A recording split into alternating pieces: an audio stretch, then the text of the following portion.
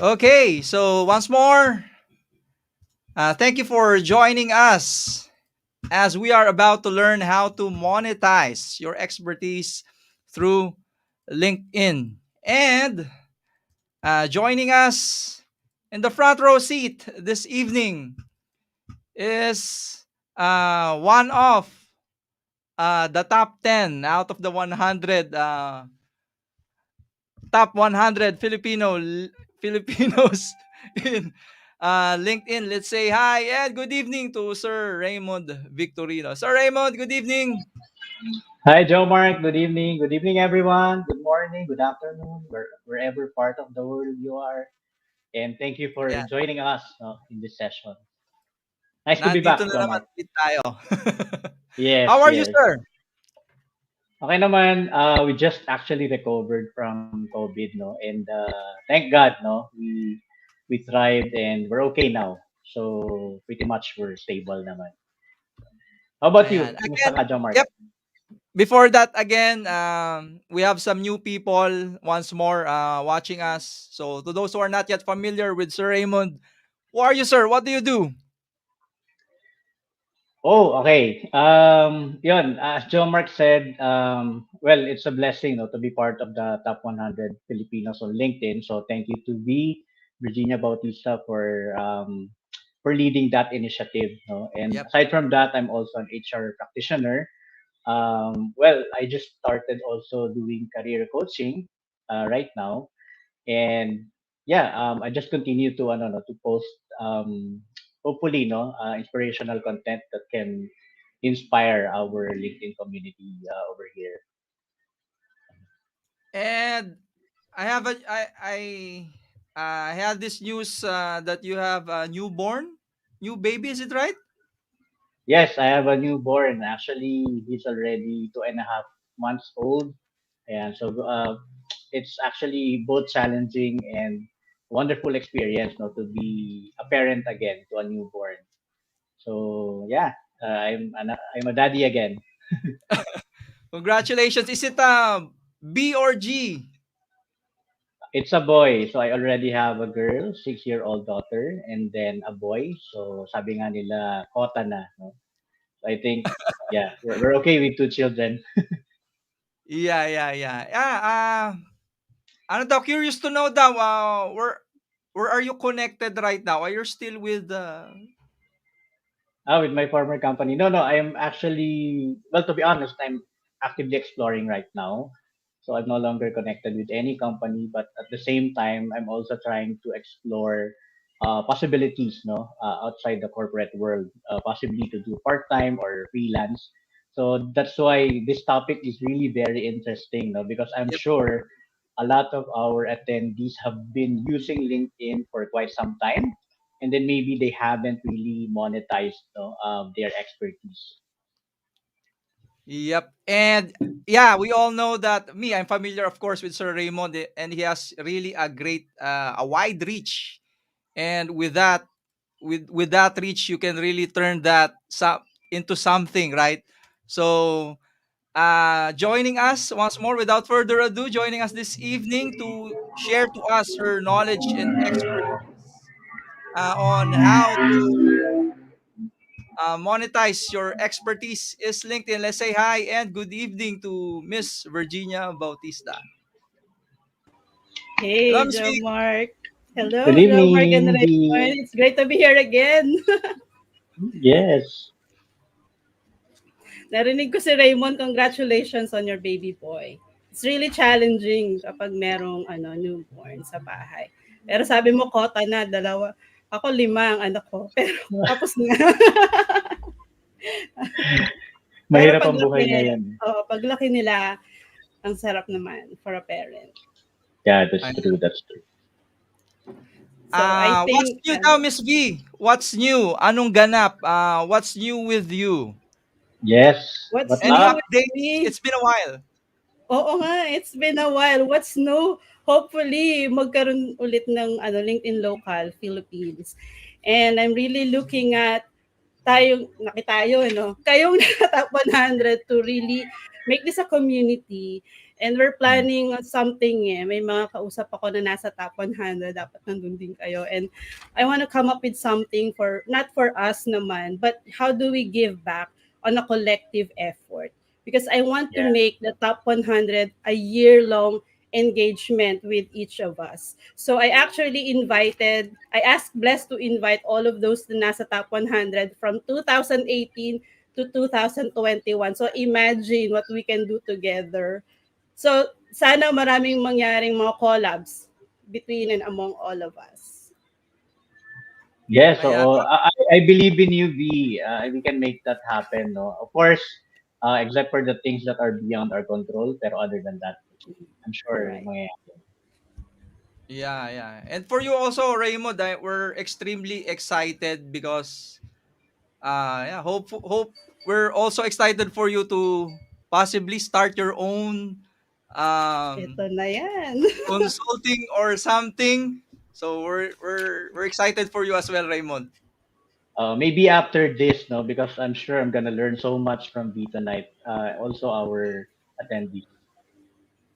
Ayan. So once more, we're everyone to all pala, no, to all, we're encouraging everyone to ask questions. So again, this is not a conversation between the Mhm. three of us. Let's make this interactive. We highly appreciate your comments, thoughts. Ask them in the chat box. So yep.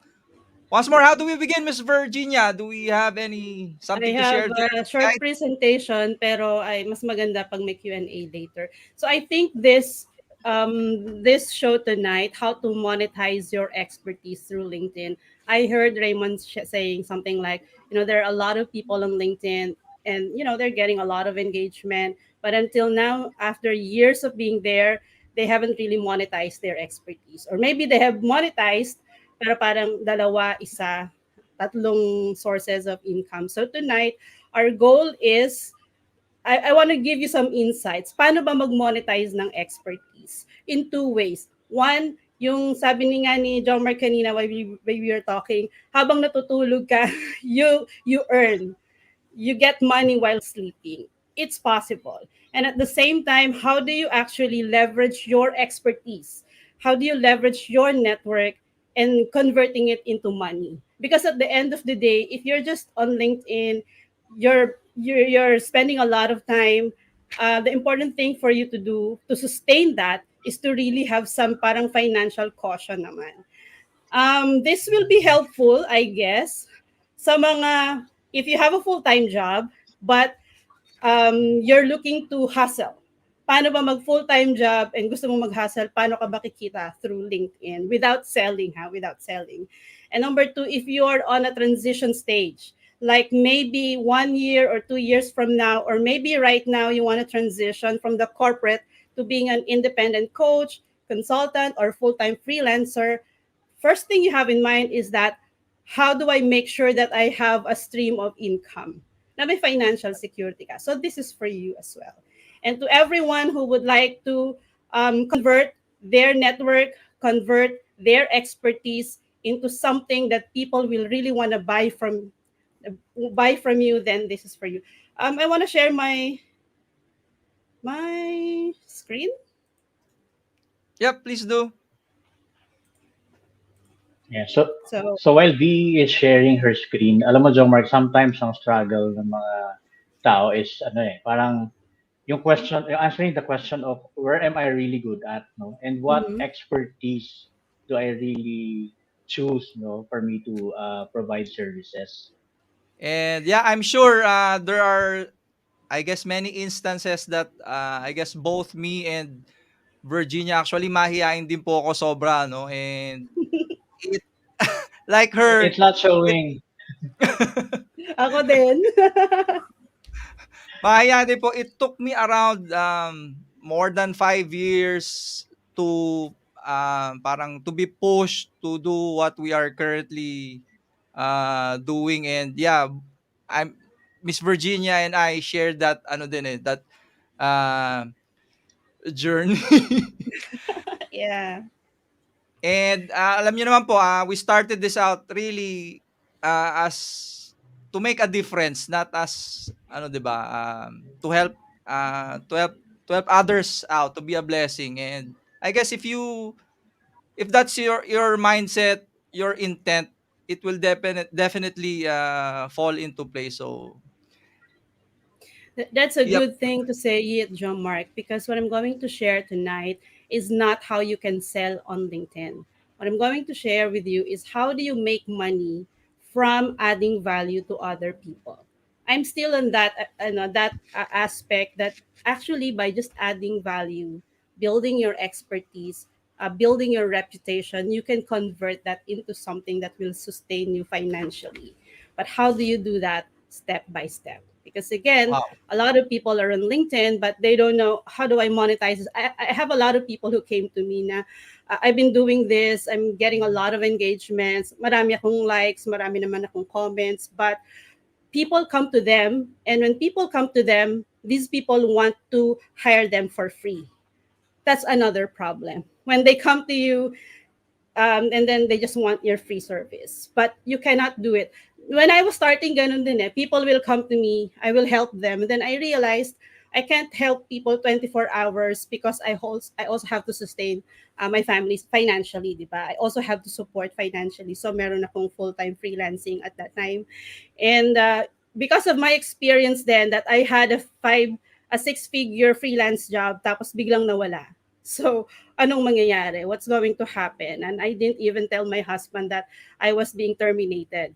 And I was given two options 3 years, 3 months, you stay for 3 months with pay or you resign in 3 days. But then at that time, I already wanted to leave anyway. And medyo nag-take off na rin yung parang branding ko on LinkedIn. So I'm confident that for sure there will be other opportunities for me. But at that time, I had no idea. Saan nakukuha majority of of my income is from that freelance job. Pag nawala siya, okay, so I just got a car loan at that time Tapos, syempre, nag-adjust na rin yung lifestyle mo according to how you're earning. Pag nawala yung majority nun, it's really a huge thing. Pero good thing because I'm active on LinkedIn, parang 3 weeks after that, someone contacted me from Clark, dito sa Clark, and they were looking for someone to help with their LinkedIn marketing efforts. So that became parang yung the one that saved me at that time. So today I want to show you, first step natin is don't forget the basic. Identify your core genius.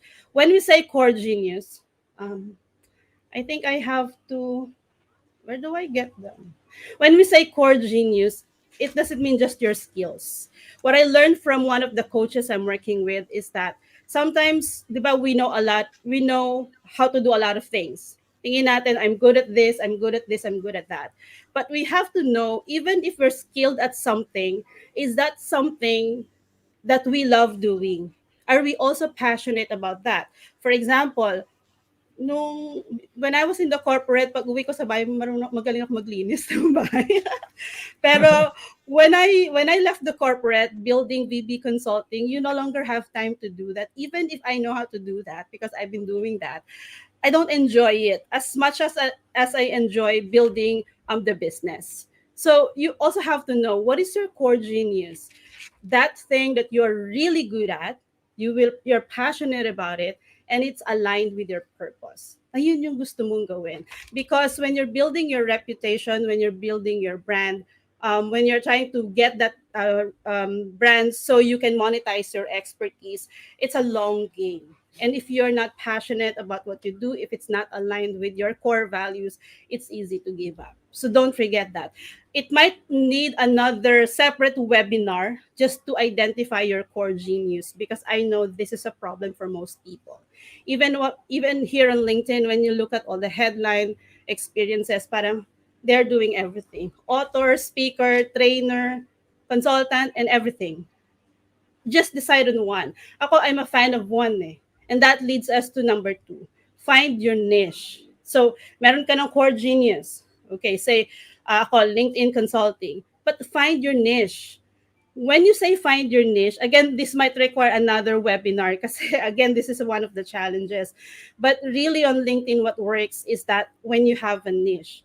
For example, I know LinkedIn, but there's a lot of things that you can do on LinkedIn. Pwedeng personal branding, thought leadership, content marketing, lead generation. But I don't want to do all of these things. I just want to focus on one thing. So I decided, okay, LinkedIn, but personal branding only. We do lead generation, yes. We do content marketing because personal branding is part of content marketing. We do thought leadership. But I don't want to be known for the combination of LinkedIn and lead generation combination or LinkedIn content marketing, what have you. I just want to focus on LinkedIn and personal branding. So that's the niche. And then I further niche down. Okay, I realized later on that I'm not for everyone. So I help a lot of people, executives, kahit na anong position. If you need LinkedIn, I can help you. But I realized there are certain people that I enjoy working with and that I can have maximum results for them. So I niche down again. I want to work only with coaches, consultants, entrepreneurs. There are people who come to me that they need help on LinkedIn and CV, but we don't specialize on CV. So what I do, I partner with others who will take care, who will do the CV part, and we do the LinkedIn side of it. So I don't want to do everything. I just want to be laser focused. And really, that's what works on LinkedIn. Because if you're focused, your messaging will also be focused. So find your niche. That's the second one. And it's a requirement. If you really want to be paid your worth, you want to charge high, find your niche. Specialists and experts are paid more compared to generalists. So make that resolve to really niche down. Ang lagi kong sinasabi, ano ba yun? Go niche or go home. Either you go niche or you go home. Talagang mahihirapan ka if you want to be everything for everyone. You will just end up with no one. Number three, so now you know your core genius, you know your niche. The next thing is package your core genius. For example, you know that you are good at inspiring people. Nakita mo when you post something that is inspirational, they message you and then they take action. They get inspired. So now your impact is transformation of their life. But how are you going to communicate that so that people will pay you doing that? You have to package it. Kaya magkakaroon ka ng package 1, package 2, package 3. Paano mo sila ilalagay sa isang package in a way that the pricing will also different, the deliverables and the results expected will also be different. And always remember that people pay us for the results that we create, not for the task that we will do for them. So it's not I'm going to optimize your profile. That's not the one people are paying us for. What they're paying us for is that am I going to be able to use my profile to generate business, to get clients, to get hired? The results are the ones that people are looking for. So package it in a way that you articulate what results you can bring to your target clients, or if you're looking for a job, package it as well. For consultants and coaches especially. And number four, so apat lang yun. Number four is build your personal brand. And this is the key that I found on LinkedIn. By adding value, by articulating your value, you actually are building your personal brand. So far, may question?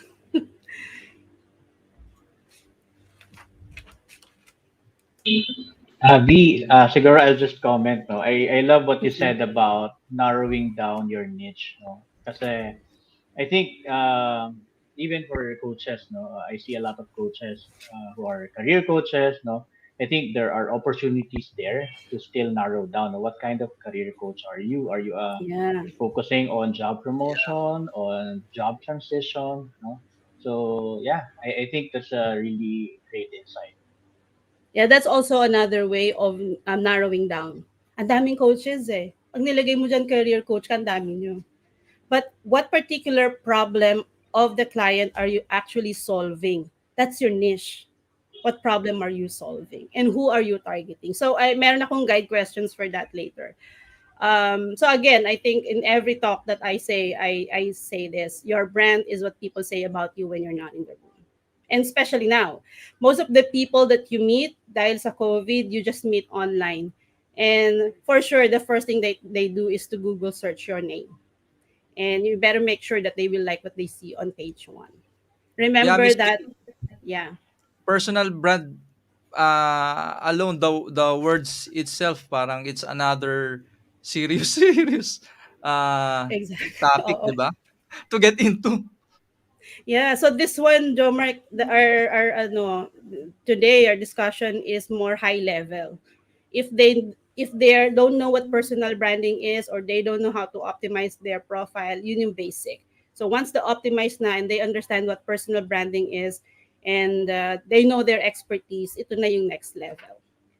Magmo-monetize ka na. So you can't monetize without even knowing who you are. That's an important thing. So Mhm. basically, again, personal branding, sabi nga ni John Mark, it requires another long discussion then, but I just wanna mention this for those who are not yet familiar. It's a process of really marketing yourself, and the goal of that is to attract opportunities. It's not just you go to LinkedIn just for the sake of going to LinkedIn. Of course, you can do that, but if you have goals in mind, you want to do that strategically. You want to be more intentional in how you use social media, including LinkedIn. Will your presence help you with your career? Will your presence help you have that financial caution you need? Because you can see now every job is temporary. And perception matters a lot.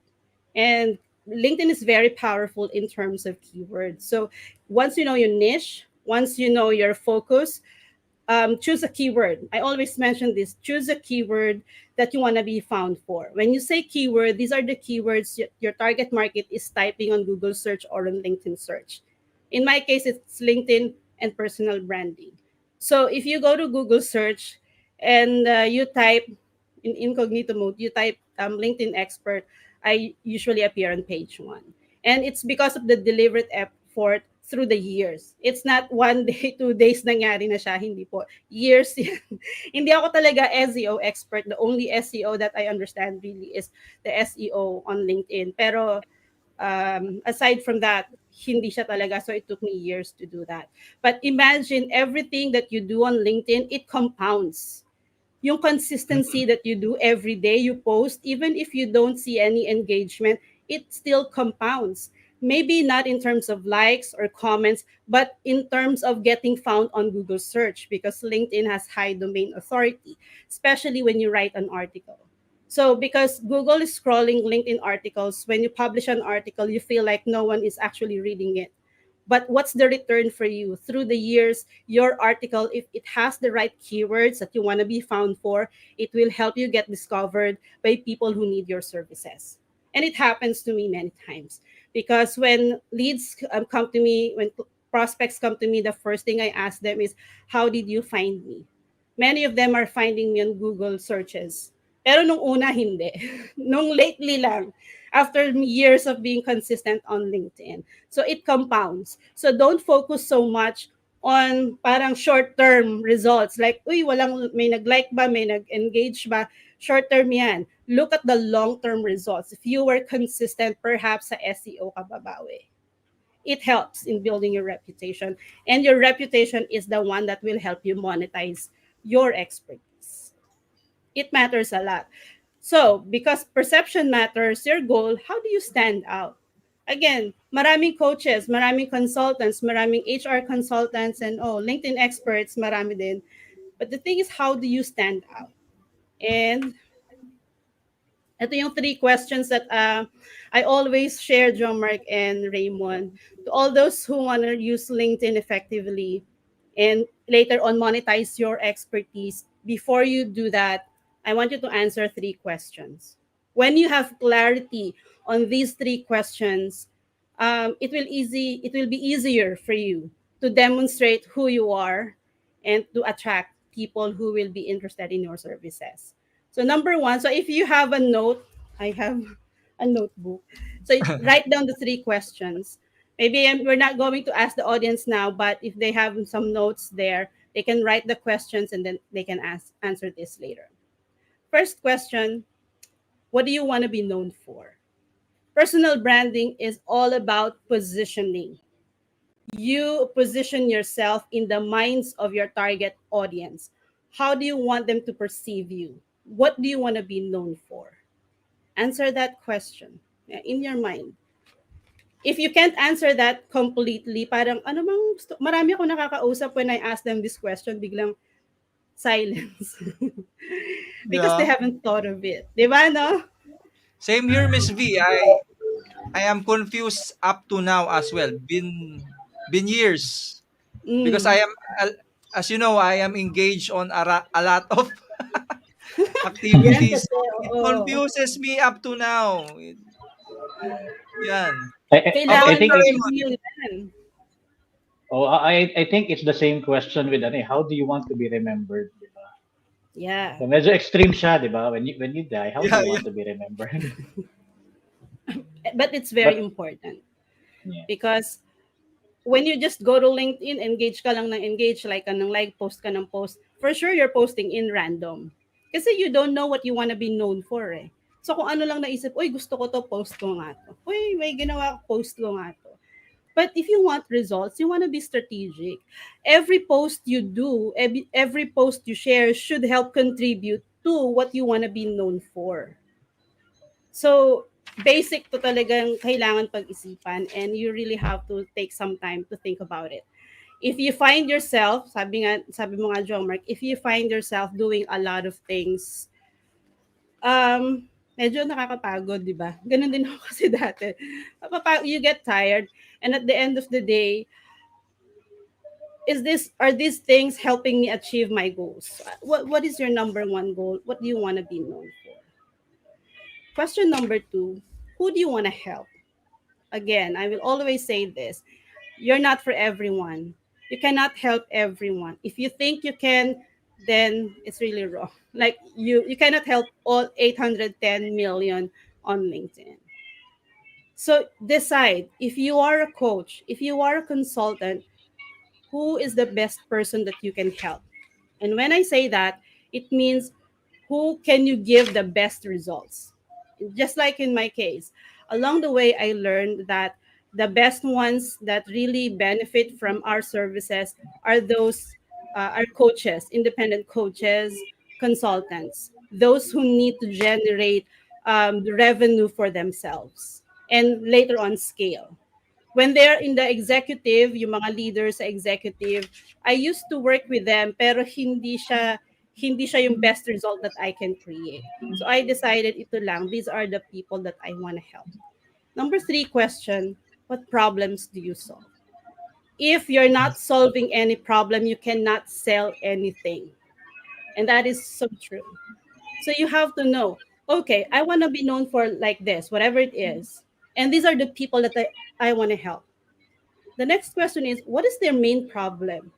May karugtong pa yan. What is their problem right now? If you want to sell right now, then you have to know what keeps them at night now. Yeah. Oo, kasi Hmm. kung gusto nila long term, then ang hirap. It's very hard to sell to people who have no pain. Yung hindi pa Mhm. nila nararamdaman na, okay naman ako, may trabaho naman ako, malaki naman yung kita ko. So they don't see the value of building their personal brand. I'm okay with that. But once nawala yung job nila, na isa lang yung income nila, dun sila nagigising na dapat pala noon ko pa ginawa. Marami akong nakitang ganyan. So in your case, who are those people? What are their pain points? If you're a consultant, if you're a coach, which problem do they have right now that you can solve? So again, think about these three questions. What do you want to be known for? Who do you want to help? And what problems do you solve? The answers to all of these three questions will help you package your core genius. So this is by Hmm. package one because I want to be known as for example, as the leading LinkedIn expert in the Philippines. So I want to help Filipino coaches and consultants in generating revenue. And what is their problem? Because I know that many coaches and consultants, they rely only on word of mouth. Diba ganun yung mga coaches and consultants? Yes, they are good at what they do. They are experts at what they do. Pero they rely only on word of mouth. So kapag wala na yung word of mouth advertising na yun for them, what do they do? Where do they get clients? That's the pain point that I'm trying to solve for those specific people. So yun, three All right. questions. So, Okay, D, I have meron, a question. sure. Yeah. I'm just curious, no? Kasi based on what you shared earlier, seems like it's okay to go through a trial and error process. It doesn't have to necessarily have to be parang at one attempt or first attempt, you already hit what it is that, your answers to those three questions. Yes, Is that very correct? true. Very true. So, don't be a perfectionist na, uy, kailangan, sabi ni Virginia, kailangan may sagot na ako sa tatlong to before. Hindi. Actually, your own network, the people surrounding you on LinkedIn, they will give you feedback. Just start posting, Mm. basta do something. Mag-post ka siguro ngayon, next week, after next week, mag-random ka. Pero you will see some feedback. And from the feedback, learn from it. Actually, right now, I have 11 income sources, but all of it, I didn't just wake up one morning and decide, oh, I want to have something like this. It doesn't happen that way. What I did is I listened to feedback, I listened to customers or prospects who reach out to us. They ask if do you have something like this? And I don't have that. And then I just had an idea. For example, I have LinkedIn training when, if you're familiar with Nika Valdea, Mm. Yep. she reached out to me in 2018, I think. She said, do you have a course or training or a workshop that I can enroll in? At the time, I didn't have any. I just have my are done for you services. So that gave me an idea. So I created a LinkedIn training. Then once I finished that, when I finished that, I reached out to her. Then I said, Nika, I already have this, ganyan, ganyan. And she was happy. Nag-enroll talaga siya. And then also my mentoring program. I have a mentoring program, but it's not something like I just realized I want to do this. People are also asking me because they want really one-on-one support. So that's why I came up with a one-on-one. And so to your point, Raymond, it's correct. Don't be afraid to try different things and learn from it. Wag lang yung blindly you keep doing what you've been Yeah. doing and wala namang result, same pa din yung Mm. ginagawa mo. It's not gonna help you at all. Adjust ka based on feedback. That's a good thing about a community nga, about LinkedIn eh. Kasi you get feedback, you know their problems, and when you see people posting, di ba, they talk about their concerns and problems, and you have a discovery call with a prospect.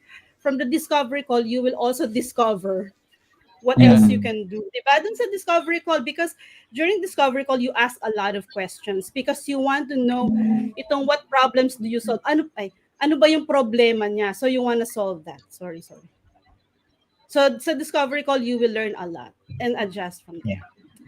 And ito, LinkedIn, I'm sure people are already familiar, but I just want to highlight, ang bilis mag-grow, 810 million members na from 200 countries and regions. So imagine the opportunity. So for Filipinos, talagang it's still my advocacy until now to get more Filipinos on board. Imagine yung 10 million na to. I don't know ilan na yung active eh. The last time I checked, pero last month pa yon 80,000 plus. So ilan lang yun, di ba? Ang konti lang ng active na Filipinos on LinkedIn. But I really see that opportunities are there. It's just a matter of, are you there when there are opportunities? So, and of course, if you want to monetize your expertise, if you want to be an expert in your niche, you have to be in a platform trusted by people. And LinkedIn is the most trusted according to Business Insider Intelligence for 5 consecutive years. So people do business in the platform because there's high trust on the platform. And when we say high trust, this is an important ingredient that will help you monetize the know, like, and trust factor. It doesn't mean that if you have a product and you mention your product on LinkedIn, it doesn't mean that people will buy from you. People buy only if they know you, they like you, and they trust you. Yep. And that's the reason you create content. That's the reason you engage with them because you want them to know you. Ah, si Raymond pala, wala na siya sa, sabi mo kanina, di ba? Wala na pala siya sa, maganda rin yung point na yun, Raymond, because maybe most of the people who know you, they still think you are still in that company. Yeah. But your target market ngayon, now that you are exploring and maybe thinking about your target market, for sure they still don't know that you can help them.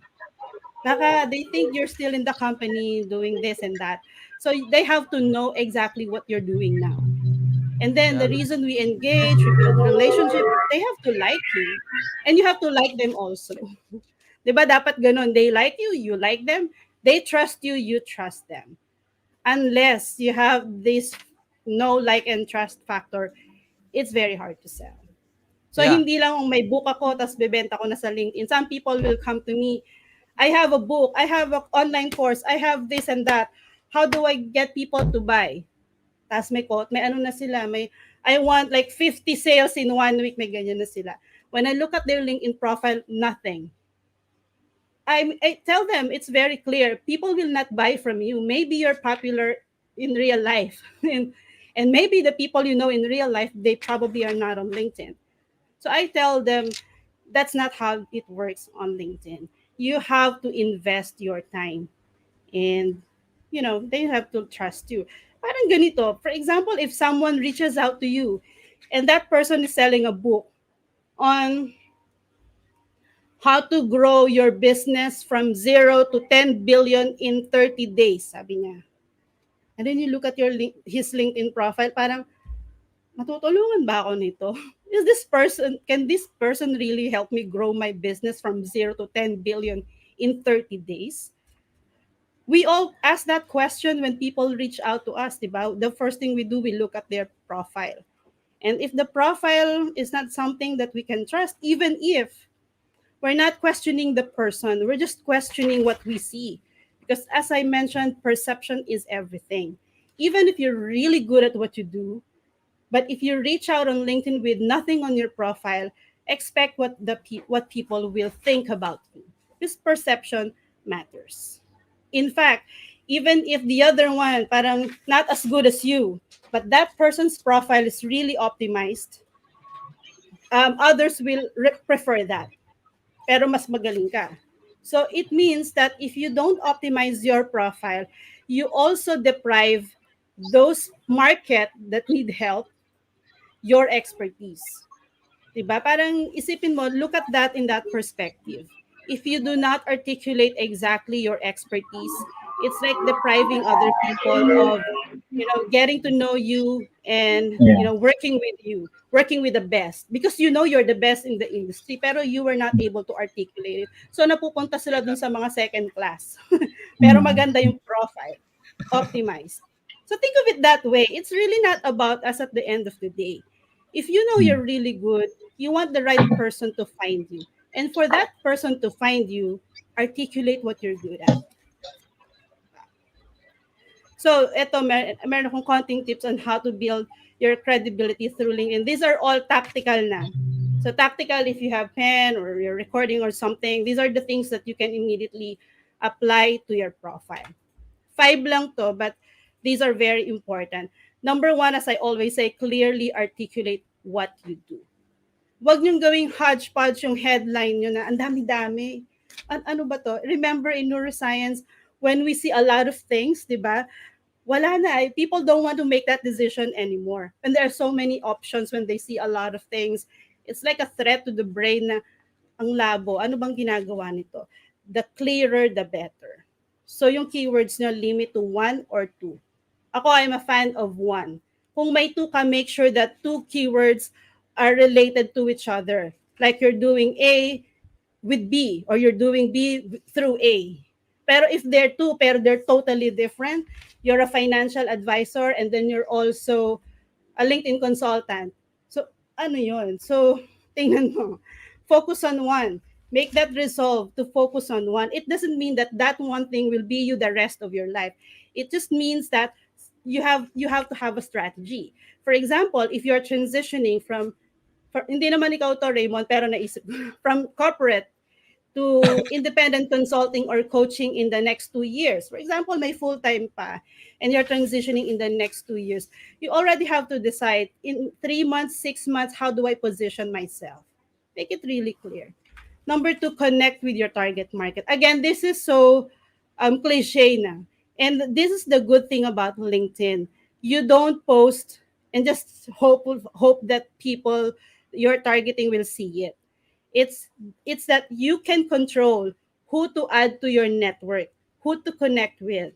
And because of that, make it strategic. Connect with your target market. Not because you want to sell to them. I want to highlight that because on LinkedIn there are so many people who will connect with their target audience. For example, kung target ko si si Jomart. Connect ako kay Jomart. Pagka-accept niya, after 3 seconds, meron na akong PDF, meron na akong brochure, meron na akong services. Hindi ganon. That's not the objective of connecting with your target market. The objective number one is when they post something that will give you insights on their problems, that will help you discover what their pain points are. So you can follow them. You will know, ito yung pain points niya.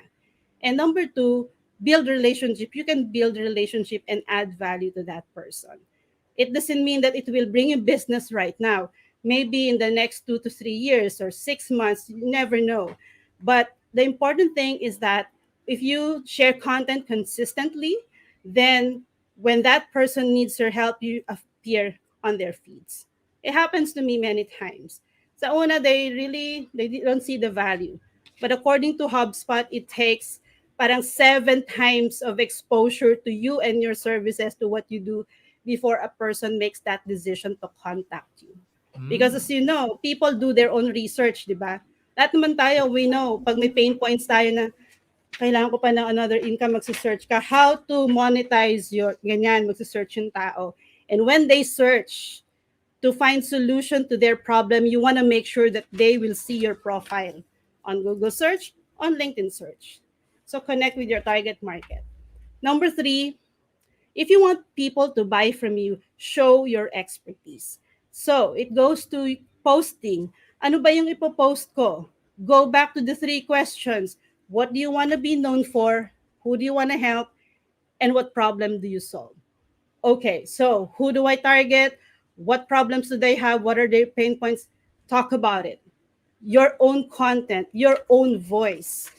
So wag kang don't post ng random because when the people always see you in their feeds, today you're talking about fintech.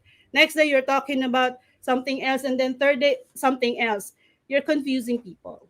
So make sure that your posts are relevant to your expertise. Pero hindi naman kailangan lagi. You can have like 5 days, 3 days expertise yon. And yung 2 day story. But even if it's a story, anchor mo din sa expertise mo. So when I tell a story, I anchor it with what I do. Like if I talk about my story being rejected and all that, I anchor that with, okay, so I realized that I have to build multiple sources of income and not rely only on one. And how do I do that? Invest in yourself, build build your personal brand. So ina-align ko doon. Pero makikita nyo walang selling doon, walang buy now. I don't do that. Number four, a lot of social proof. The more, the better. So, you will see on your LinkedIn profile, merong recommended yung LinkedIn. So, I think licenses and certifications, this is crucial for coaches. Recommendations, a lot of it. Publications, meron kayong publications, patents, honors and awards, the more social proof, the better. And you have to articulate that on your profile. I'll show you later how to do that. Number five, and I see this working really well, and you know this because you're also on the top 100, building a community.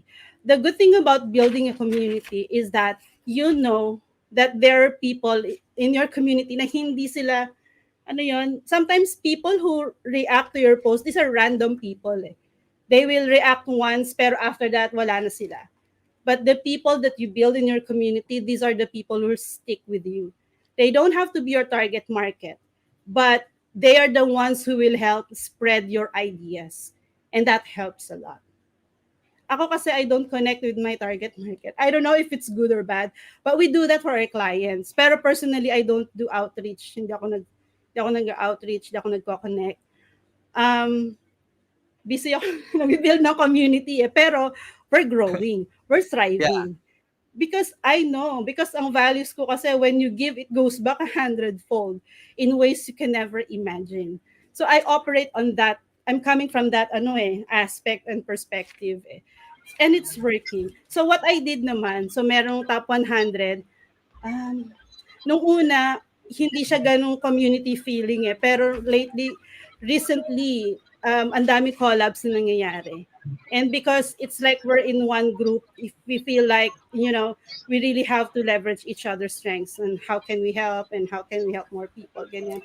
And then I converted that some sort of community to get more people to be interested in it by creating a newsletter. So I was thinking of creating a newsletter aligned with my expertise.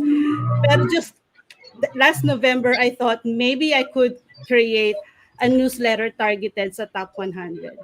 And that's what I'm doing now, which you can also do. So build the community. Okay, Yeah. meron kayong question before we move on. Water lang. Uh, Siguro comment lang on my end, B. I do agree, no, with regard to the top 100 Filipinos. Kasi based on my own experience, parang if before I used to, engage with a few people, no, that I know who are somewhat close with me, no, in that inner circle. But Mm. after that top 100 was launched, especially yung recognition program, parang it gave me a sense of familiarity to the others, no, on the list. And right now, I see myself engaging with these people, no. So it just grew my community even bigger. Yeah, yeah. And Wow. I think the power of marketing, the future of marketing really is in community. So if you want to further monetize your expertise, start building a community. I'm not monetizing in a way that magiging paid siya. It's monetizing in me, it's converting in my case, it's converting because I get so many referrals.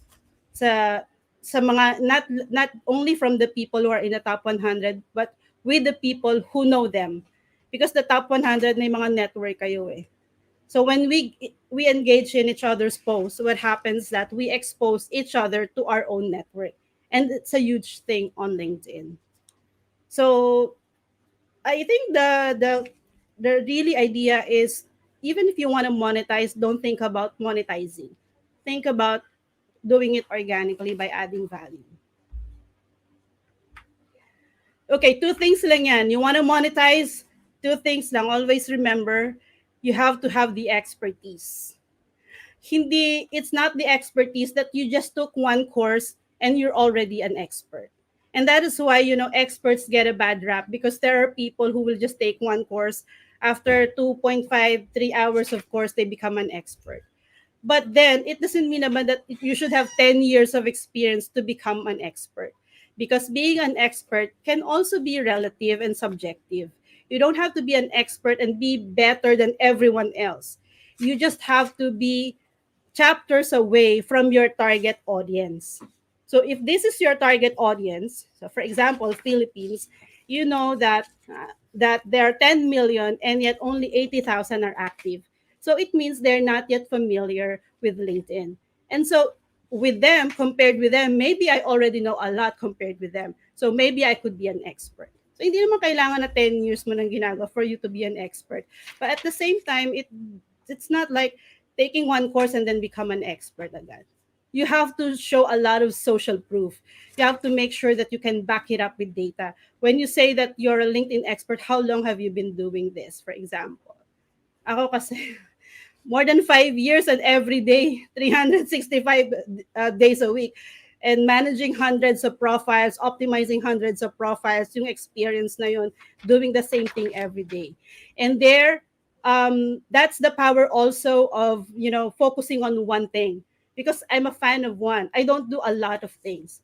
Every day, all I do is this, what I'm doing right now, LinkedIn and personal branding. Hindi ako rumaraket, quote unquote, nang walang connection sa ginagawa ko ngayon. I'm very, very focused. Even if maraming opportunities, like people will come to me, we're looking for a trainer for business writing or for social media. Social media, sabi ko, LinkedIn lang alam ko. Re-refer na lang kita. O kaya personal branding, pero ang gusto nila yung personal branding, yung the one that Delby does and Doreen does. This is not magkaiba kami ng niche. Sabi ko, I know personal branding, pero LinkedIn lang ang kaya kong i-articulate. So I refer them to others. So that's the good thing about knowing the people in your community. You know their strengths. If you get an opportunity, you can share the opportunity with them. And I'm happy because sila din, they know what I do. They also refer potential clients to me.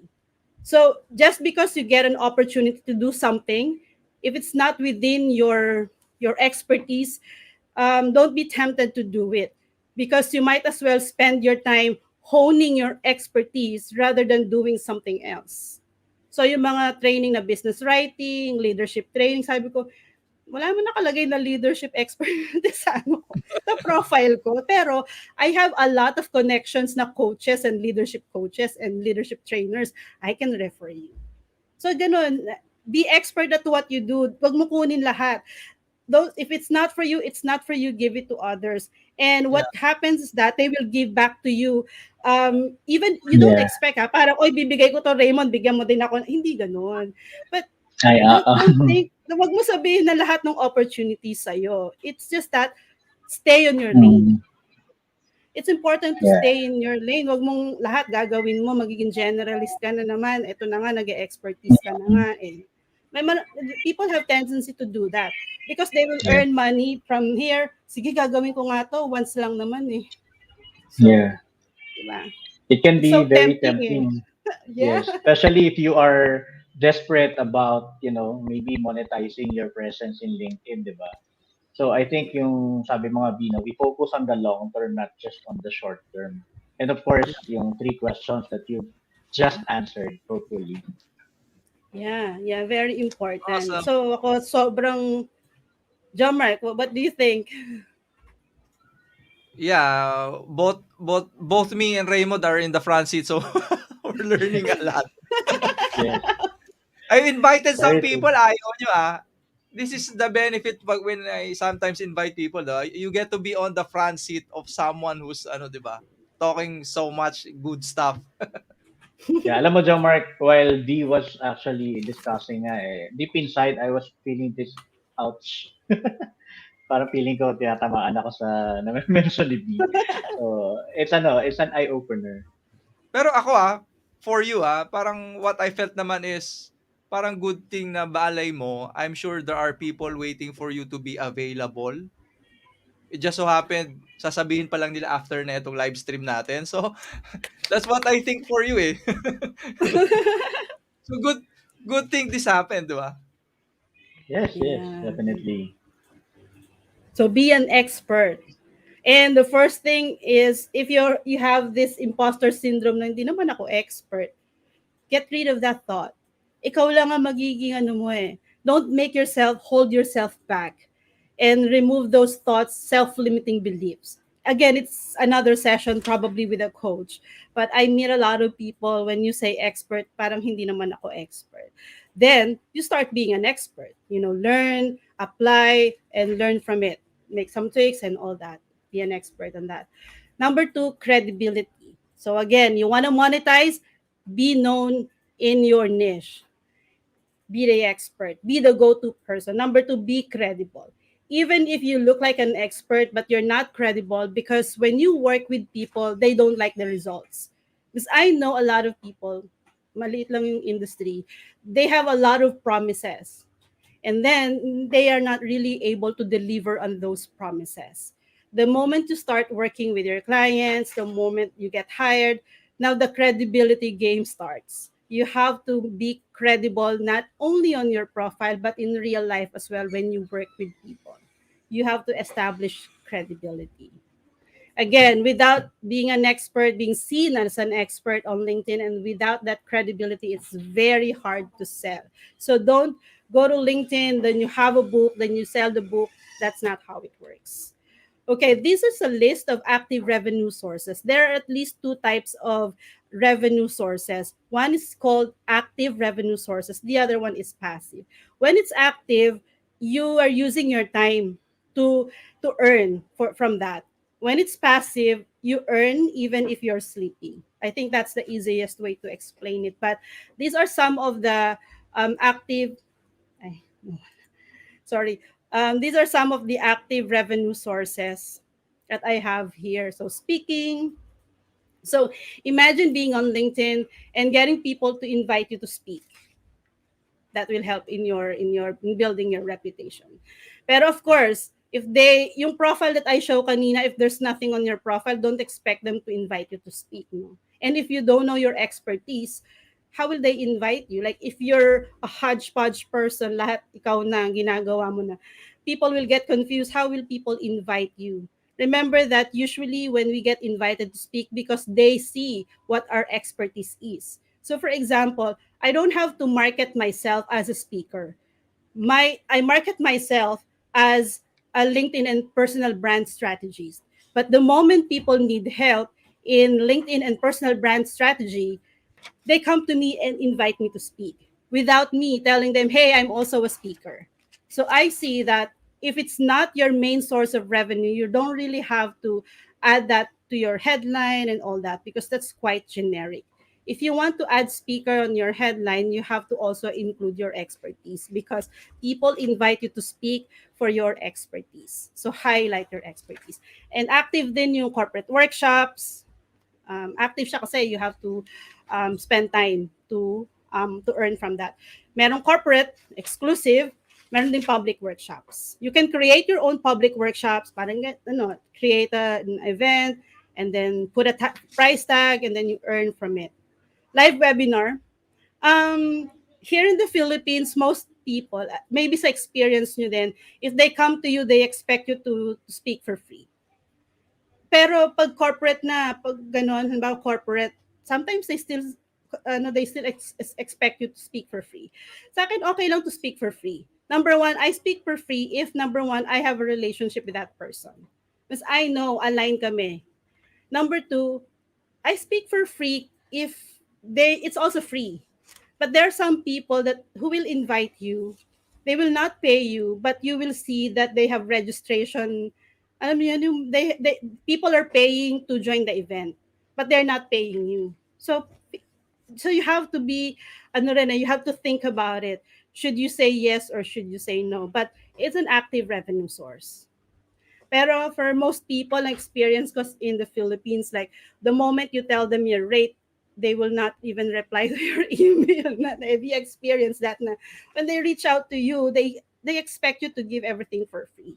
But I think they have to understand, and you also have to articulate it in a way without really also offending them, that I don't speak for free all the time. Maybe I could, but I also have a speaking rate. Parang ganyan. Facilitating webinars, you can also earn from that. Writing for online publications, there's so many online publications you can write. You get paid for it. Say 500 to 1,000 words, maybe $100, $200 for that. When I was a freelance writer, ganyan naman ako. I write, I edit for a fee or something. One-on-one mentoring, active revenue then, this is also one of the things that I have. May group mentoring, pwede rin. One-on-one coaching, pwede rin kayong magkaroon ng group coaching.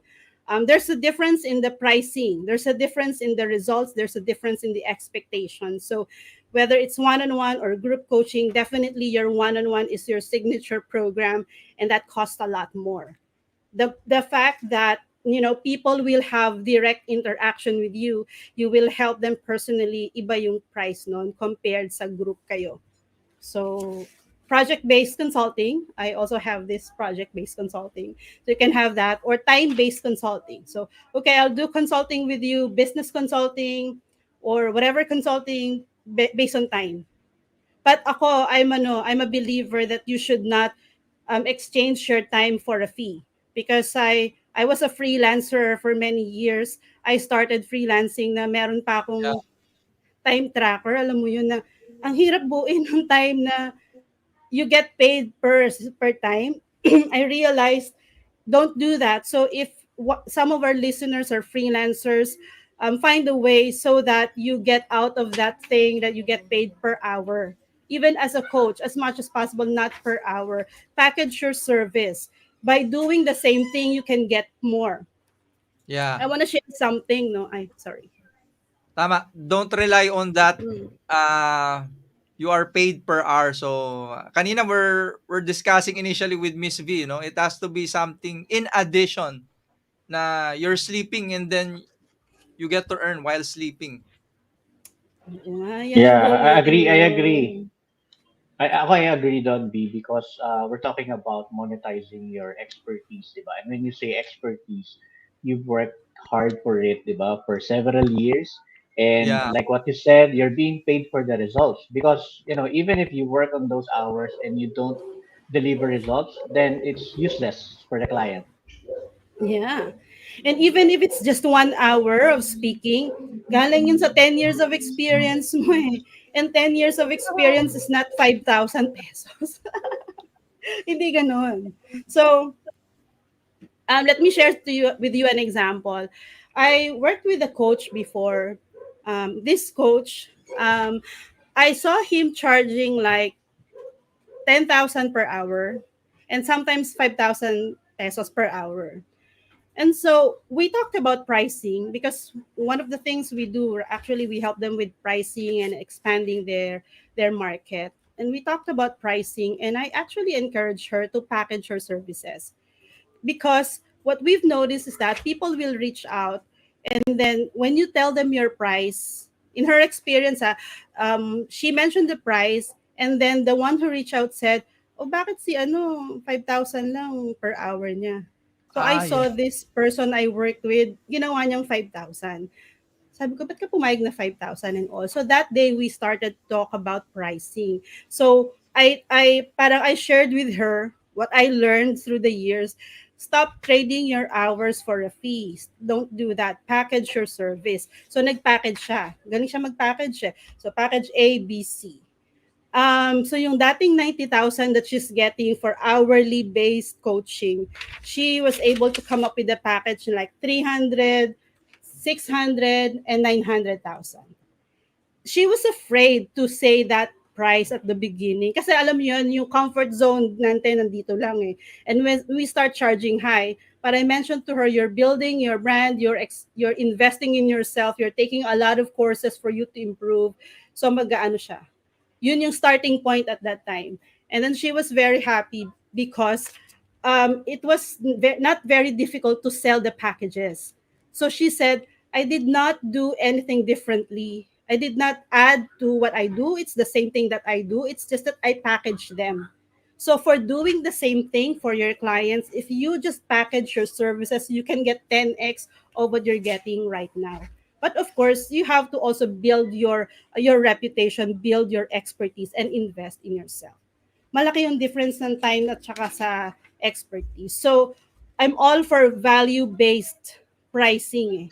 When you talk about pricing, it's another episode. Yeah. Another session. Session Pero yon. Mm, ako, I agree with you kasi I'm thinking right now, no, parang if you package yourself on a per hour, parang optically it looks expensive eh. Parang you're costly. No, and I don't even see the value that you're bringing me, the result that I wanted. But if you're packaging it in a way that, this is the journey and this is point A to point B, this is where I'm gonna bring you, then, you know, parang somehow it also entices the client to exactly. really uh I mean Exactly. purchase your package. Yeah, we call that value-based pricing as opposed to cost-based pricing. And in my experience, if the first question that a prospect asks you is how much, that's not a good sign. Red flag sa akin yun. Pag tinanong niya agad how much, we haven't even talked about how I can help that person, how much agad yung service ko. So yung ganon, red flag na yun. It means that they are based on cost, not based on the value that you can give them. Because imagine, I once had a consulting with a startup company, and then because the CEO is a good closer, galing niya mag-close eh. Talagang laging may Wow. naku-close. Nakita ko how the company grows. Say from when I joined them, they have like 5 full-time, startup founder. 7, I worked with them as a consultant for 7 months, pero they grew. Now they already have 20, 20 plus full-time members. But when I left, they already have 15 members. And how can a company afford to grow that big? It's because we brought a lot of clients to them. So doon ako napapaisip na it's really important that you price yourself based on the value that you bring. How much ba? If you're able to bring one client to that company, to your client, how much does it cost them? So that's value based. You can check Blair ends. Blair ends also teaches price the client, not the job. So check him out as well. So anyway, active lahat yan. Done for you, we have done for you, and done for you services, not recurring. The good thing about having a recurring service, by the way, if you're transitioning or you're building a consulting or coaching business or freelance business, it's important that you have something that will bring money every month. Yung hindi pag if you work on everything na project based, mawawalan ka. There will come a point na walang papasok na revenue.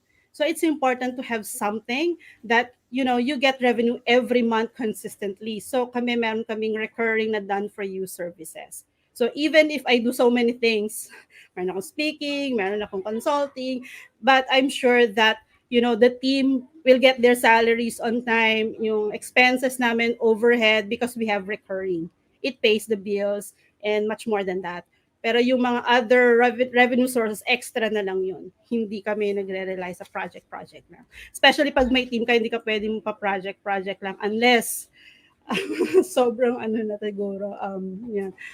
Influencer or ambassador program. And in the Philippines, it's not yet parang it's quite new in my experience. Pero it pays well. Once you establish your expertise, once you have a network, people will be willing to pay you just for that. Nakita lang nila na active ka and you have the same market, they will pay you for that. And it pays a lot to be an influencer. Minsan per post. Before I had an engagement with a company, they will pay you per post. So how much are you charging per post? Sa LinkedIn to ha. So think of that. If you are able to establish your expertise and presence, people will pay you for what it is that you do. Teaching online, ito marami rin ito ngayon. Simply hosting virtual events. This is quite skilled and not everybody can do this as well. And maraming skill-based revenue sources. You can write, you can design website, you can design whatever it is that you do, maraming revenue sources. And again, active lahat to. But there's another form. Ito yung gusto namin ni Mark this year. Mas maraming passive. When you say passive, it gives you money even when you're not really you're not using your time. So on-demand webinar, pwede rin you publish books or ebooks. But what I'm hearing from people is that you don't really get a lot from books or ebooks, but your books and ebooks are great at building your expertise and credibility. So they know you have a book. You can also package it. One of the things I learned from Dory Clark, you should read her book. Meron siyang book na Stand Out, Entrepreneurial You, and Reinventing You. I'm a Dory fan, Dory Clark fan, and I've been following her for many years. And one of the things she said is that if she speaks and if it's for free, at the early career niya to ha, she mentioned she speaks for free, but the agreement is that the company will get her book by the bulk. Maramihan, siguro thousands of copies. And so yun, free yung talk mo, but you will be, they will buy your books in bulk. And then something like that. When you're starting, I think it's okay to do that. So it's not, sometimes a book itself could be an indirect revenue source. You will earn more from the indirect source rather than direct. Kasi kung ebooks, for example, sa Amazon, few dollars eh. But yung indirect nun, like people see that you're an author, so they will contact you and they will hire you as a coach in the company or as a consultant in the company. Online courses, yung gagawin natin. Meron referral program, membership-based community. I see a lot of people also successful in creating community and making it membership-based, meaning they pay membership fees. And then the owner of the community shows up like every week.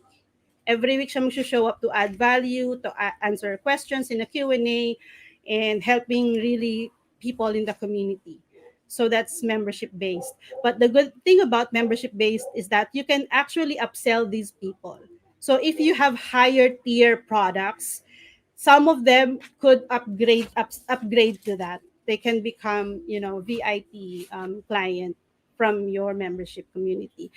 Paid digital content, so when they download, $10, $9 per download, you can also choose to have that. Affiliate program, so if you have, alam ko may mga, if you have links, I also have this agreement. So I have a link exclusive, and when people actually sign up using that link, I get something from it. So that's affiliate program. Sponsorship also, if you have an event, if you have something, you can get sponsorships. Ito sa mga anak, naisip ko na to, like yung sa YouTube, they can have branded merchandise to sell them also, passive din yun. Monetizing your YouTube channel and monetizing your podcast. These are passive revenue sources. So there's so many options. So I'd like you to think about what your expertise is, start building credibility, and try to balance between active and passive. And later on, the goal actually should be passive. How can you make more money without using more of your time? Now, how do we do that on LinkedIn? Now, let's make it tactical this time. You know your expertise, you're credible, you've optimized your profile. Now, how do you actually turn your presence on LinkedIn into something that pays the bill? One, Yeah. design, tactical talaga to. So, pinaka ano na siya, specific. Design a LinkedIn profile banner that shows your expertise and credibility. I would always go for expertise. Position yourself as the expert, not the one selling this and that, because people are not on LinkedIn to buy. They're here on LinkedIn because they're looking for content, they're looking for solutions. So my example here is Chinkitan. So adding a lot of value, and he made it clear what he does, teaching people how to become wealthy and debt free. Ito din, this is Ann Kurwariko. You look at his profile, a lot of engagements, authentic posts, but really he shows his expertise on his banner as well. The next one, nawawala yung ano, ito na lang. Use the featured section to show also your expertise and establish credibility. So LinkedIn has that featured section. Feature there what you think will help you push your prospects down the funnel. So what does that mean? If someone lands on your profile and this is your target market, but that person is not yet decided whether he or she should contact you, ask yourself, what is it that that will make this person contact me? Show your expertise, show your credibility. Expertise, ano ba yung pain points niya? Maybe you should write an article about whatever pain point that person has. For example, in my case, they don't have visibility on LinkedIn. So I created 40 secrets to boosting your visibility on LinkedIn. This is for people who have pain points na they always post but nobody sees their posts. So what is it? What is that? What are those things? Feature them on your featured section. So I like Heather Monahan's profile. Check her out as well. So talagang credibility, establishing credibility and expertise. You were featured in the real leaders, yan, keynote speakers in the world 2022. These will add to your authority. So feature them. The next one, number three, I think I only have 10 tips here. Number three, ask for recommendations. So every time you work with a client or you had a training, ask for recommendations. So when I had, for example, NAS Academy course, and I had like one-on-one consulting, 30-minute free. I offered a 30-minute free consulting to those who attended the course. And then when I had a chance to talk to them, I asked for a recommendation. So everything that you do, think about recommendations, because this is important, because for people who don't know you yet, they want to see who trusts you. They want to know that they want to make sure that they're making that decision to contact you. So ask as many recommendations as possible. When you ask for recommendations, number one, with your clients, from your clients, ask for recommendations also from people in the same industry, because it shows you that you know exactly what you're talking about, because people in your industry actually endorse you. So it's like I have Marina here, same industry, and think about your profitable profitable revenue and your revenue generating sources. And then, for example, if you want to focus on workshop, ano ba, kunwari, corporate workshop, you want to get more clients from the corporate. Gusto mo B2B ka, ayaw mo ng individual lang yung kino-coach mo, yung ganyan. Gusto mo buong team. Because that's more profitable than isa-isa. Diba? So, what you need to ask for recommendations are from people that you work with from the corporate. So, once you have a workshop sa corporate, ask them for a recommendation. Or if you want to focus on one-on-one consulting, one-on-one coaching, or one person, B2C yung approach mo, then get as many recommendations from individuals that you have created results for. So whatever your target in terms of revenue generation and whichever is profitable to you, you get recommendations from those people. So, tama ba yun? Clear ba yung sabi ko? Pero ganon. So, isipin mo rin ano ba yung profitable sa'yo, yun yung focus mo doon. And you Ayan. can also display client testimonials. So I have recommendations on my profile, but some people will not really go there eh. Hanggang sa taas lang sila, tas they don't really scroll down. So make it easy for them to to see the recommendation. So what I do, I place the recommendations, which I also got from my profile here. I place them in the presentation deck, and then I upload them to LinkedIn. So they will see it on featured section. They don't have to dig deep in my profile to see it, because the goal is I want this person, I want my prospects that when they land on my profile, they will immediately trust me, because they probably know Chinkitan. If I were able to help Chinkitan and they trust Chinkitan, maybe I can get some share of the trust being associated with him. So think about that. Highlight client testimonials that you think can help you convert the person from being a profile viewer to being your client. Next, create a position based on your expertise. Again, this is what I don't see a lot of people do. You do a lot of things. So, what are those things that bring revenue to you? Now, create different position based on that expertise. For example, here, Chinkitan is doing a lot of things, but you will see in his profile there's an experience or position on being a finance expert, on being a motivational speaker, and being an author. So if you're also an expert in your niche, but you are also doing some speaking, and you're also, you want also to sell your book, create different positions for that. And that's the same thing that I do.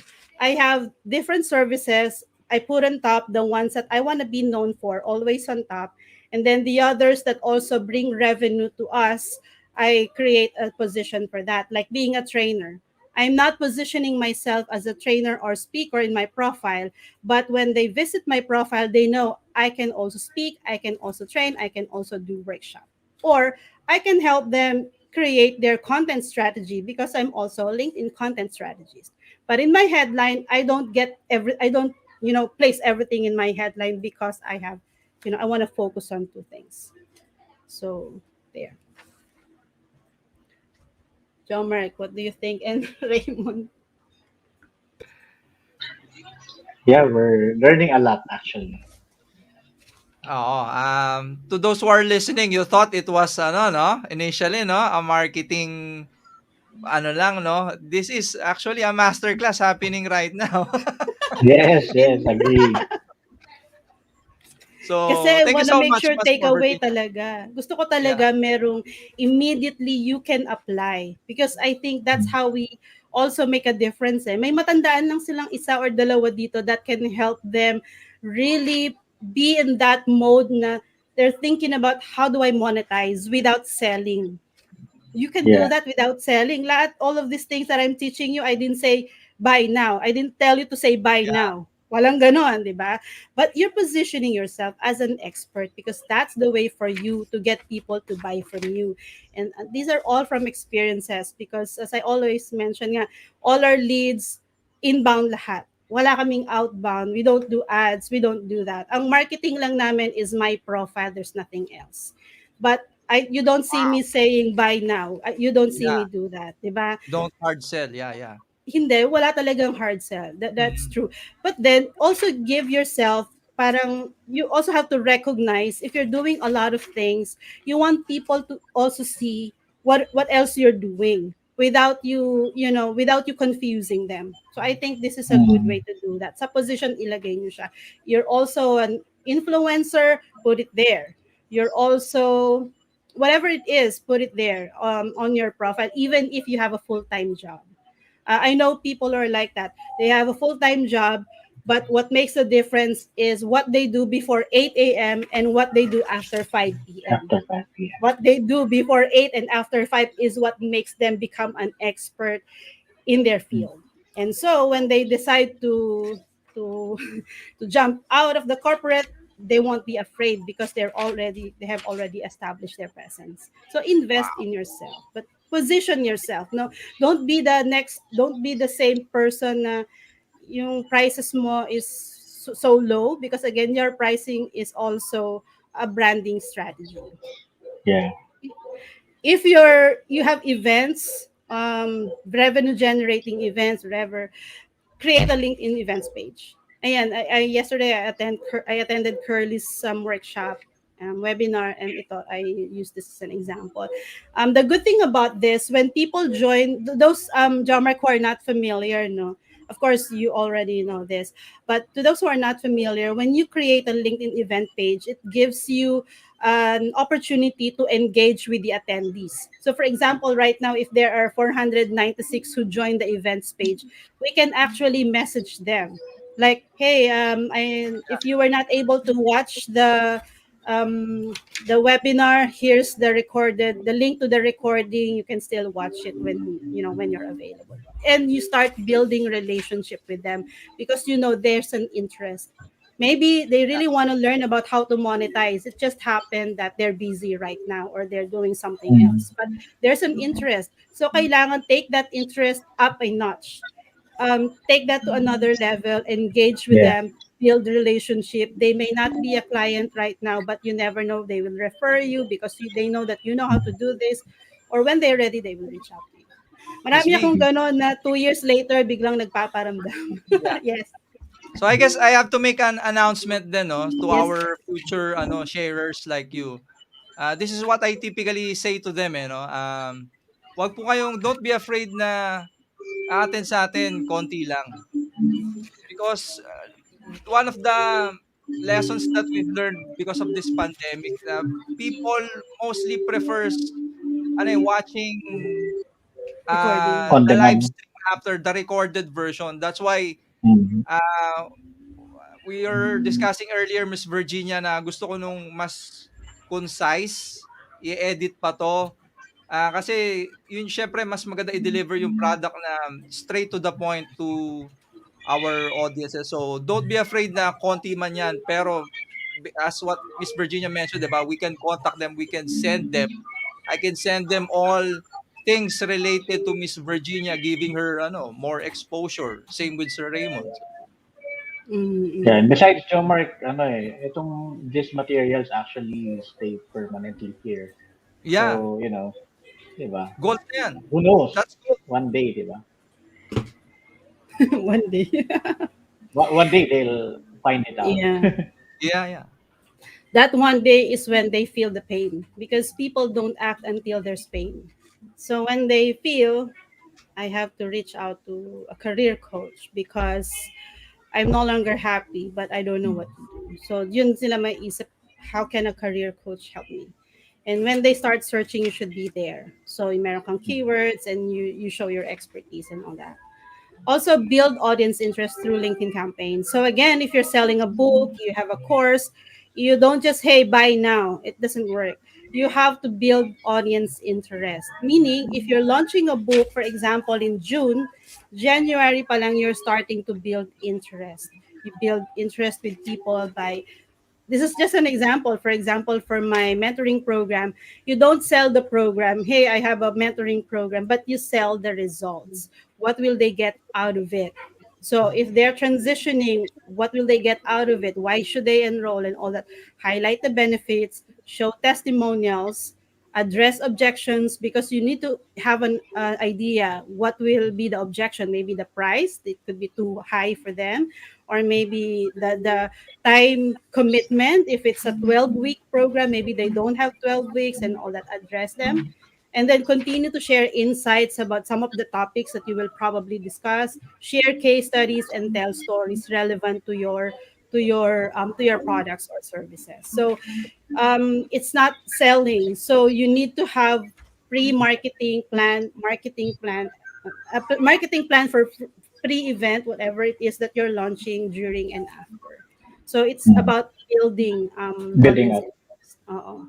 Kailangan nagbi-build up ka na ng interest so you don't look like you're selling. Na upfront, bukas yung launch ng book mo, ngayon sasabihin mo, here's the link to buy my book. Ang awkward niya talaga. O kaya so anong value nun sa kanila? Always think about that when you start posting. Ang tanong kasi, anong value? If you want them to attend something for free, that's already a value. Like what we're having right now, they don't have to pay, but once they have, they start thinking about some of the things that we've discussed, it will probably spark something in them and make them become more conscious and deliberate about how they use LinkedIn, so they become an expert, be seen as an expert, and later on make money from their presence. Creating LinkedIn service page is also another tactic. So create your service page that helps you also get found. Also, I would recommend that you highlight your revenue generating activities. So, for example, you have workshops, paid events, paid workshops, highlight them on your profile. Because, this is the because, and I will tie it up on the last one. So, highlight it in your profile. At the same time, talk about it in your posts. Because what I see happening is that if I have a workshop with one company, for example, this post when I had this masterclass with the Aboitiz group. When I posted this, it led to four other leads, four other companies who also want employer branding for their company. And then I was able to close two of them. So one opportunity will give more opportunities. And that's the reason we post about what we do. It's not to brag about what we do, but we know that people probably haven't taken time, probably they don't know that I'm also doing workshop. But when they saw this post, oh, nag-workshop pala si Virginia, makontak ko. Maybe they don't know that you're doing coaching, that you're doing one-on-one mentoring. We have a one-on-one mentoring program.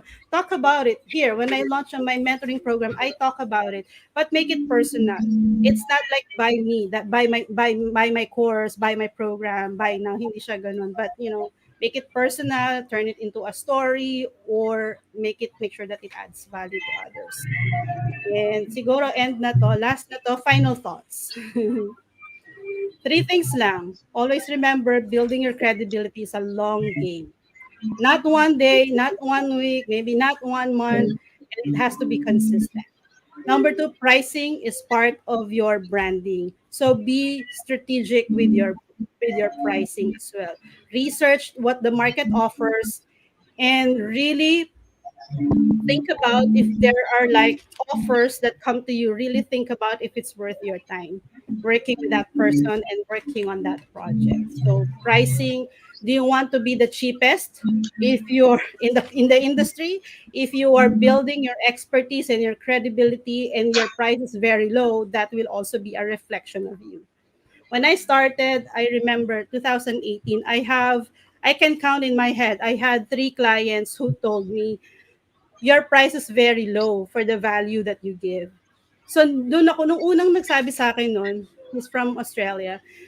He because I develop relationship with my clients. So close na kami, nagiging close kami because we meet every week. Eh. We have conversation every week and they're honest with me. So I have three of them, yung isa sabi niya, it's very low, your pricing is very low. The other one, sobra, Virginia, ganyan yung term niya, sobrang baba. So sabi ko, ano ba yan? Insulto ba yan? O ano? Hindi, sabi niya, because you know that I appreciate the value and all that. So doon ako na I started thinking about my pricing. I had this workshop and that person after my workshop also mentioned that what his term was, I'm undervaluing my service and all that for the value that they get. So from those feedback, honest feedback from the clients before that I've worked with, I learned that pricing really is very important. It's part of your branding. You don't want it to be the cheapest. Don't want to be a commodity. If you're investing in yourself, you want to make sure that you're pricing it. You're pricing your service as well. I remember what Dory Clark mentioned in her book, and she learned it also from another person which I forgot. Sabi niya, to price your service, she recommended whatever it is that scares you. How much is that amount that scares you? And then add 10%. Parang mas lalo kang masya-shock. You should be happy doing it. That's Kung, more scary, kung, huh? Oo, kung na-scare ka na, dagdagan mo pa ng 10%, that's your price. Value-based pricing also works. Blair ends, price the client, not the job. So, ako, I don't have one price for all. Hindi siya. Depende sa value that we bring. Depende how we can help you and all that. So, I do discovery call. I don't answer questions like how much and then I give them the price. I invite them to have a discovery call with me so that I would know the value that I can bring them. So yeah, it's a separate journey and maybe worth another webinar. And finally, always be so good people can't ignore you. I think that's the key. If you Yeah. don't want to go around selling your services, which you should not do because experts don't do that. If you're an expert and then you go around selling something, selling your book, selling your course, selling whatever it is that you have, I don't know. This is not how experts behave. Experts build credibility, they build their expertise, they invest in themselves. They're so good, people can't ignore them. When they're the ones to reach out to you, you control the conversation. And I think that's it. Thank you. Sa atin ni sharing, Jomar, no? Wow! Marami ka bang na-pick up doon, John Mark? Ang dami. So, eto naman lagi when we have a collaboration with Miss Virginia, it's all about ano talaga, public service. You get to learn to benefit a lot. So, ayun, when you give naman talaga, definitely you'll be True, be true. repaid. Hindi mo lang alam na yun na pala yun. Ayan, So, so yep. ako naman magtatanong, Joe Mark and Raymond.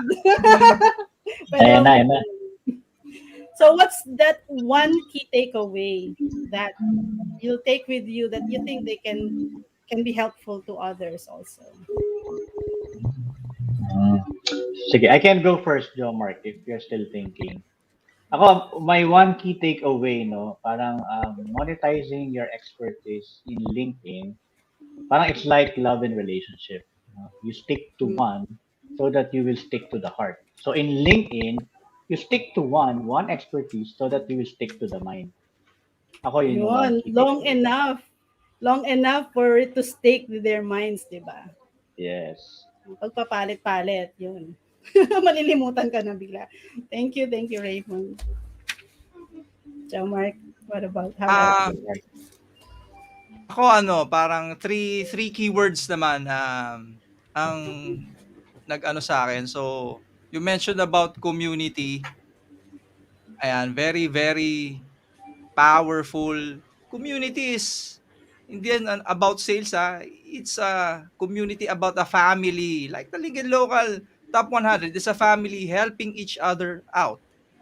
So it really is very, very powerful. I like you, Miss V. I learned that the hard way. That's why we're creating so much communities na minsan nako-confuse na ako. So, sa I have created so much Mm-mm. communities na constantly growing. Alam niyo po 'yan, 'di ba? Lincoln Local, Metro South, Mm-mm. True. ang dami niyan. They are constantly growing and I myself nahihirapan ako tapos and pangalawang keyword, education. 'Di ba? Mm-hmm. You want to be an expert always, 'di ba? Parang may nagbanggit ata ng Kaizen Ikigai ba, gano'n. So, Mm-hmm. Hmm. always never stop learning. Ayan, alam ni Miss ano 'yan, Jeanette. I'm very Mm-hmm. passionate na lahat tayo, lahat kayo especially the young ones. Ayan, True. aral lagi and siguro yung tatlo yung parang don't expect ano na anything in return. Initially, wag mong iisipin 'yun. Mm-hmm. Always think about others and it will find its own way to you. Now, same like with Miss V, learned that through the years, the hard the hard way. Ayan. So, I guess yan. Thank you so much. Thank you. Thank you. Jomark, separate session yan the hard way. Yeah. I think we need to talk about it. Oo nga. Let's talk about that. Yeah. Yeah, and every day it's a learning journey. Kapareho Yeah. ngayon, 'di ba? May natutunan. Kahit ba pareho kayo ng niche, meron kang mapupulot lagi ano you'll always learn something new from from one True. another, from someone. So, talagang build the community, ayan, connect. Mm-hmm, mm-hmm, mm-hmm. Ayan, yep. Yeah. I We're now think that. open for questions, comments, suggestions. I don't Or know, key Miss. takeaways. Yep. Mm-hmm. I hope Ayan.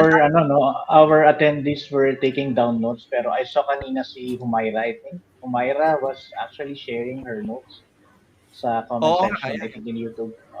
Shout Thank you, out to her, Humaira. no? Yeah, she was Yes, shout highlighting out. all those gold nuggets. And maybe, Mhm. yeah, I've highlighted some of her comments. What's your take on this, Miss V? Are you seeing this? Yeah. How can we understand the algorithm organically? There's no easy way, but what I will recommend, for example, in 1 week, test one content format. Say, video ka, video for the whole week, and look at the reach. And then the next week, try mo all text posts. Don't change other elements, like the timing should be the same and all that. You will know how the algorithm works by observing, looking at the analytics, looking at the reach, looking at engagement. And pag mababa yung engagement, you will know it's not working. So in my case, when I post, and then after an hour, yung reach ko below 500, alam ko, there's nothing else that I can expect from that.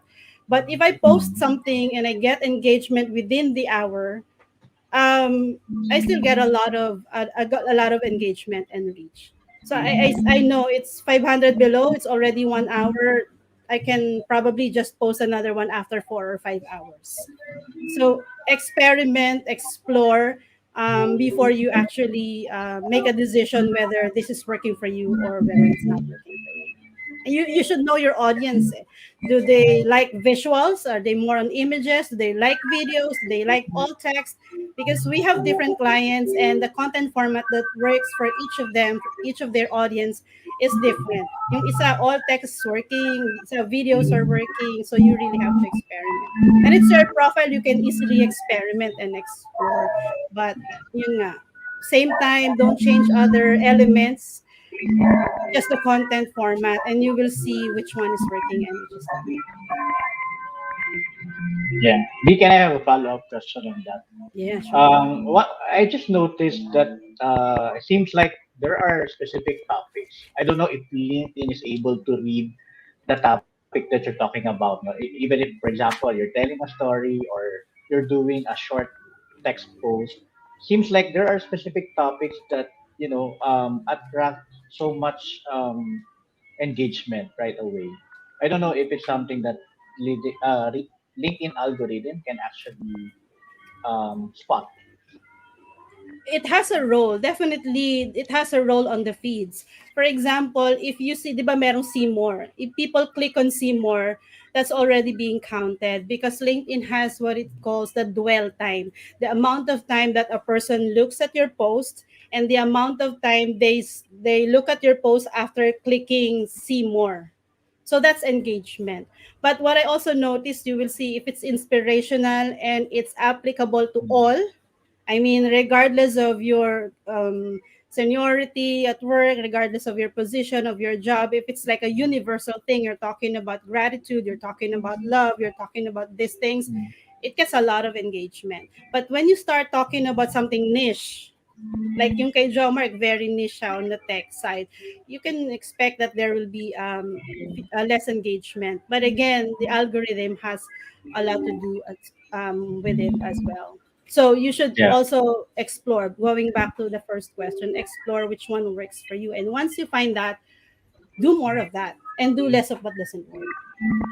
Yeah. Two topics that if I may share, two topics that I Mm-hmm. noticed that easily gain traction would be topics about rejections or failures. Yeah, yeah. Yung vulnerability side of the people. And I think what I understand is when you become the people's voice, like they have something in mind, but they can't express it. They want to feel empowered, but they can't express it. And when you post something empowering them, telling them that you are worth it, telling them that, all of those words that empower them, it resonates with them because I think by nature we want to feel, we want to be seen, we want to be heard, we want to feel Yeah. empowered regardless of who you are. So it works so well, inspirational works so well. And during this time, sometimes that's the only thing that we need right now. We don't need all the theories, we don't need all the tips and expert insights if we have so many issues in our head, but one post Mm. that inspires can make a real Encourages. difference. Yeah. Yeah. Okay. This one is from our Haba ng supporter, tanong. Sir Raymond. Oh. Ano tanong niya? Some companies sometimes look for a jack of all trades. For example, the previous work,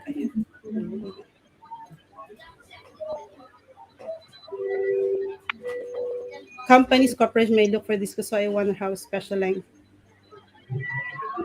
My question is, do you target these companies? Because I see that they're looking, I'm not about this company, but in my case, um, if they look for someone who can do everything, is this the company that you want to join? Do you really want to do everything? Remember, if we're doing a lot of things, we're not effective in all, we're effective only in one. So maybe this not the company for you if you want to specialize only in one. And you will see when we start specializing, we will attract the kind of company that also puts a premium on specializations. Like for example, social media manager, there are so many companies looking for someone to manage all social media platforms, but the truth is it requires different skills. You need to understand how IG works, it's different from how LinkedIn works and Facebook works and all that. That's why I don't do social media, I do only LinkedIn. So and maybe what you can do is articulate that in your profile and put in the right keywords so you also don't become attractive to those that is not aligned, that are not aligned with your core values and with your specializations as well. Ganyan din sa LinkedIn kasi you will attract, if you're attracting the wrong people, it means your profile needs some tweaking, or maybe your post is not the best post that you should be doing. I'm not sure if I answered the question, but I hope it helps.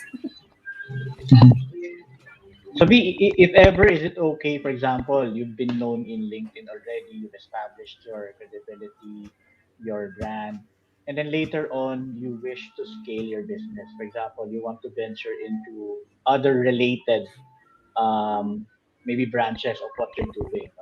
So, it's something that you can do once you reach that point, is it?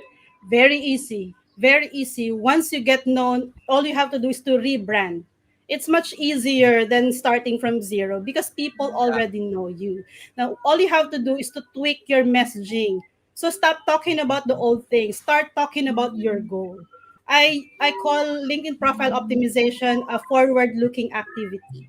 Whatever you do now, this is not for today. This is for you to achieve your goal in the next 3 to 6 months or 1 year or 2 years. So definitely, if I decide to do something else, actually I'm deciding on that. I rebranded twice on LinkedIn. At the beginning, I was an assistant professor at that time, so I'm getting opportunities on that. And then I rebranded to LinkedIn, and I stopped getting opportunities on that because I stopped talking about it. And even if you have credentials, but your credentials are relevant to what you do before, if it's not going to help you with your goals right now, with different goals, then stop talking about it. And again, this is very important. Stop advertising your skills that will not help you in reaching your goals. So yung mga skills mo dati, if those are not the same skills that will take you to the next step, stop promoting that, stop talking about it, reframe everything, rebrand. But it's much easier because you already have built relationships with people. Okay, ayan. Here's another one. I don't know. It depends on the goal. It depends on the goal because we have clients who get leads because their profile is in another language. So it really depends on who your target market is. If your market is speaking another language and not English, you should really have another profile in another language. But if your target market is, people who can speak English, I think it's not necessary. So depending on your goals. How can an academician best use LinkedIn?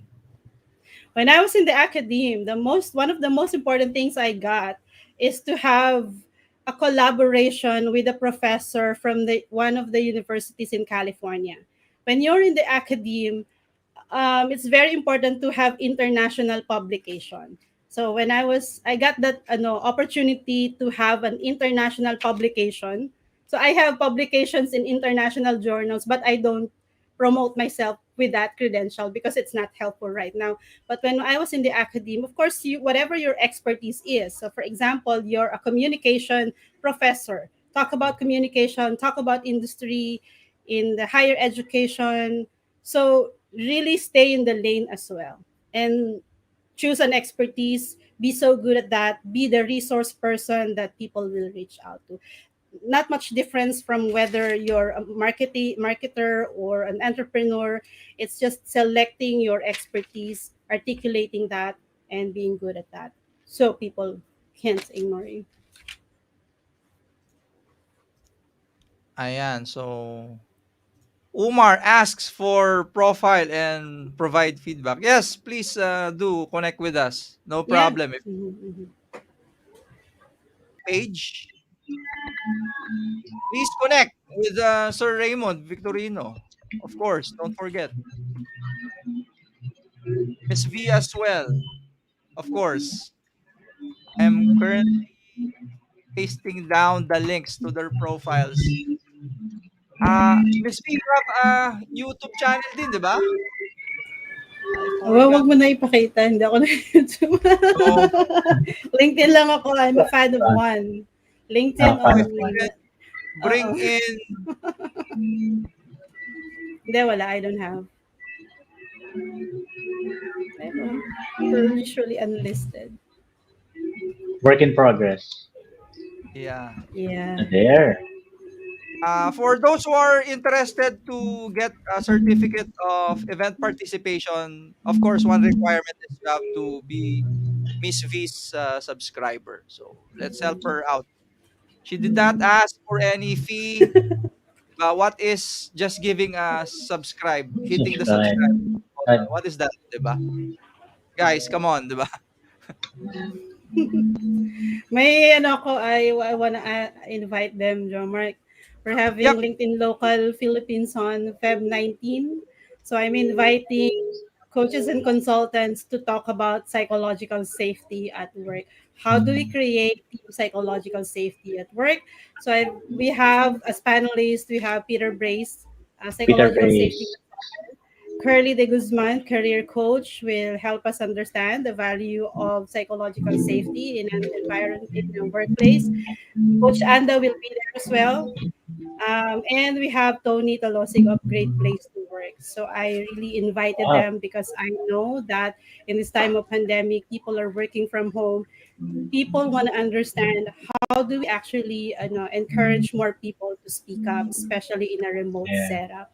So I have we're being joined by a career coach, psychological safety consultant, an executive coach, and managing director of Great Place to Work, who has all the data on what makes a great place to work, particularly here in the Philippines. So again, this is like what you do in service for all. That if we learn from it, that makes us really happy na. Do you have Thank a you. link for that, Miss V? Or anyways, we None can yet for distribute now. the link. None yet for now. None yet for now. But maybe I'll be announcing it next week. That will be on Feb 19. Yep. Feb How about you, 19. Sir Raymond? Any announcement? None for now. So I'm looking forward to that LinkedIn local event though, because pre or during pandemic, psychological safety has been, Yeah. a big topic, especially in the workplace. So block your calendars and then make sure that you attend that event. It's also ano it's also based on my experience. Now I realize maybe I left the corporate because there's no psychological safety. So it's my I'm honest about it, and it's my advocacy really to help those in the corporate because Yeah.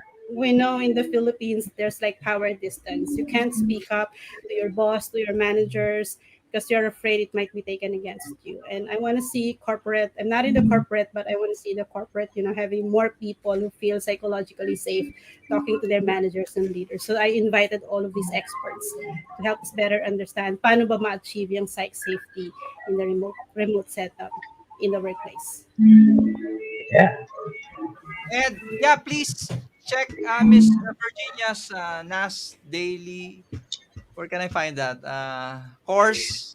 One live course lang siya, but maybe there will be another one. I haven't discussed that, but it's with NAS Academy.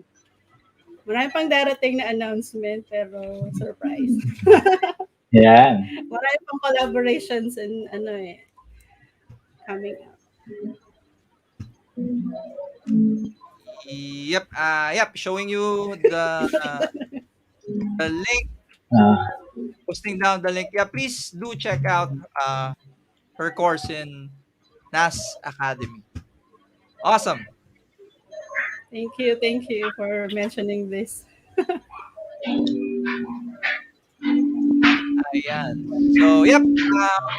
Once more, if you have a message or an advocacy to share, like Miss Virginia, we're inviting you to be our next sharer in LinkedIn Local, Metro South's LinkedIn Live. So, again, hoping we've been blessing to everyone. Hoping you learned something new. And to those who are not able to attend, of course, we will be condensing this one into a condensed version. We'll be sending out the link. So, yep. Once more, thank you so much, Sir Raymond, Miss V. Thank Thank you, as you. Thank you always, so Jomar can much. be.